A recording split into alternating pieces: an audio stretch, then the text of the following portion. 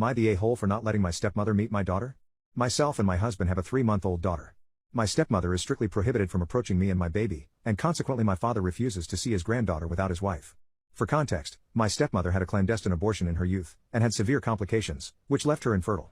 When she married my father, she immediately came to see me and my siblings as her children, being very pushy and invasive, and wanting to outdo our mother, who is alive and present in our lives. Even when we were kids, the situation made us uncomfortable, and her obsession with motherhood and being our only mother scared us and drove us away completely. My father, wanting her to be happy, started trying to force us to call her mommy. Eventually, our mom got our custody, and we moved across the country. Over the years, and the physical distance, my relationship with them became more tolerable. There were occasional problems, such as the fact that she wanted to be mentioned as a mother in the wedding invitations, or when she tried to adopt my niece after my sister-in-law's death, declaring that my brother was unable to raise his daughter. Before the pandemic, she and my father moved to my state, something common for retirees. She started posting photos of my ultrasounds and baby clothes with captions like "looking forward to my baby's arrival," or "at last entering the journey of motherhood." I scolded her, and demanded that she delete the posts. And then the physical harassment began. As we live in the same condominium, she started to come to my house several times a day to check me, fight with me about what I ate, and set up a complete nursery in her house, telling me that the baby would need to spend the first few days with someone more experienced to take care of him. When we found out it was a girl, she immediately started saying that finally her Christina would come, and how her dream would finally come true. I immediately denied that this would be my daughter's name, and made it clear that she would not be a mother figure to my baby. My stepmother then reminded me that a lot can happen during childbirth, and that it was better that and I understood that she and my father were prepared for any eventuality. And that I couldn't be cruel, and deny her the closest thing she'd ever have to a daughter, since I didn't accept being her daughter. After that, and other comments and actions, my husband and I decided to take some action in case she tried something. And now, 3 months after my baby was born, my father refuses to visit his granddaughter, even though we live close together, as I don't allow his wife to play mother and daughter with her. I understand that she has frustrated maternal instincts, but my daughter is not her replacement baby. So Reddit, am I wrong? Update 1, my husband and I hardly slept that night. Partly because we've been reading your answers, and partly because a 3-month-old baby sleeps as little and breastfeeds as much as possible. Thanks to you, I was able to see that my father will never protect his children, especially if it means putting limits on my stepmother. But the big point, the straw that broke the camel's back, was what happened this morning. As I work from home, and my husband owns his own company, we decided to streamline the moving process. What was our surprise to find my stepmother in tears at our gate, properly locked, screaming and begging for my forgiveness, and claiming that all she wanted was love, happiness, and that I have no right to deny anything so small to her. For me, it was like coming out of shock. After threatening to call the police, my father finally came and took his wife home. Immediately I called my stepfather, and he and my mother came to pick us up. I was glad he came as he is a very intimidating man as well as being a retired police officer. We've packed a few essentials. And the 3 of us will be staying at my mom's house for now.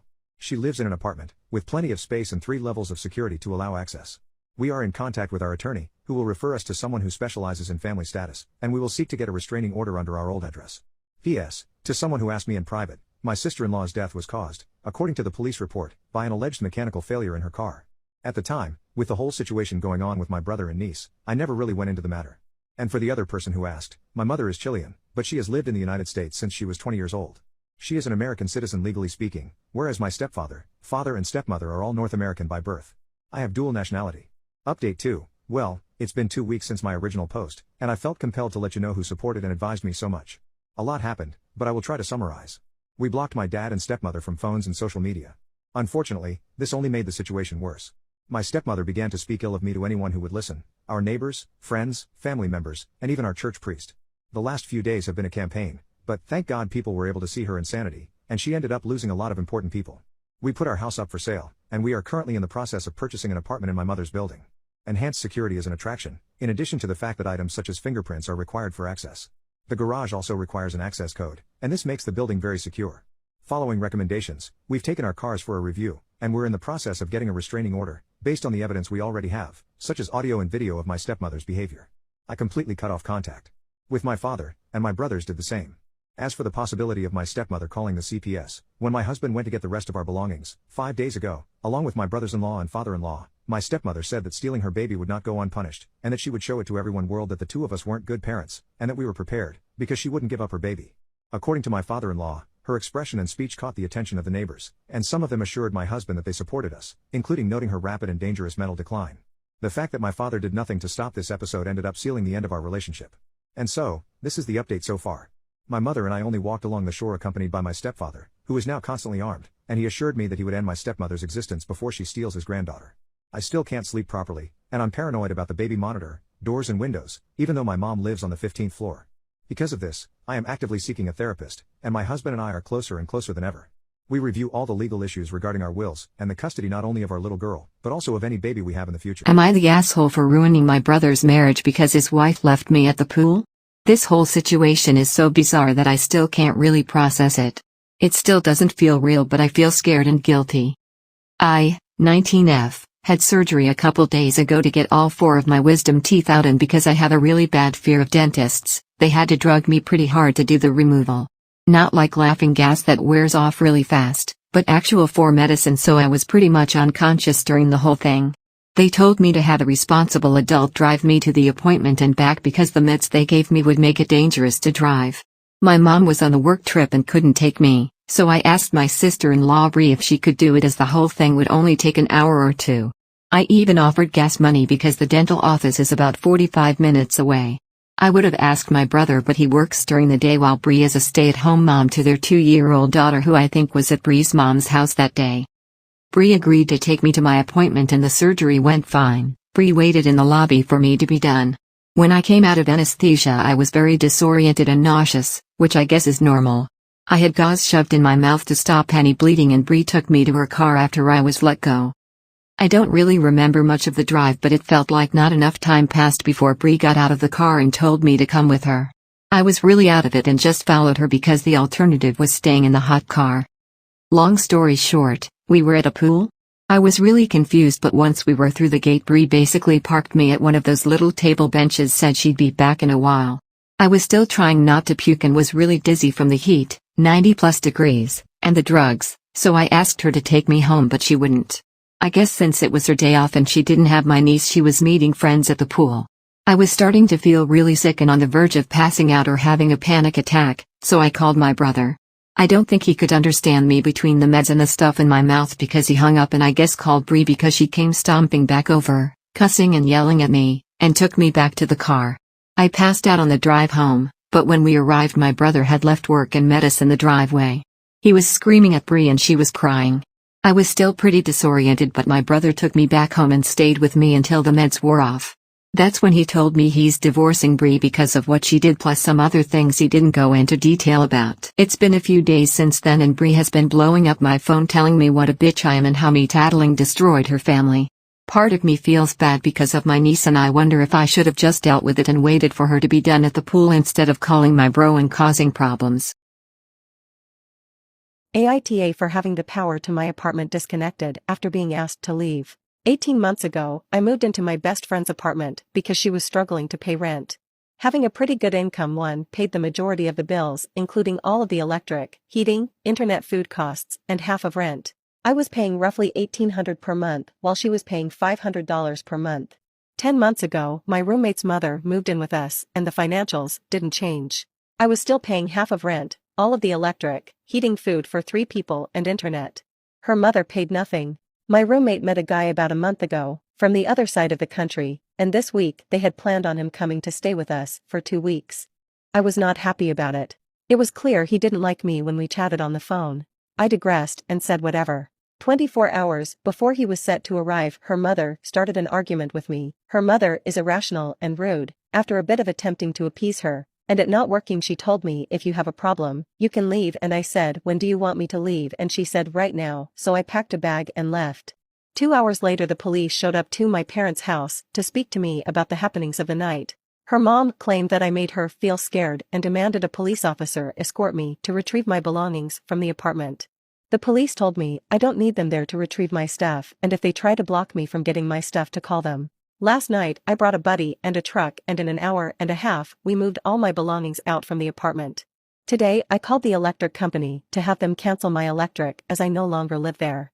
The electric company let me know that they will be shutting off the power to the apartment tomorrow and reminded me that if the pipes weren't full of antifreeze, that they might burst. AITA for not giving my roommates a heads up that they will be shutting off the power? Am I the a-hole for getting upset and telling my dad his girlfriend didn't buy me a Starbucks drink?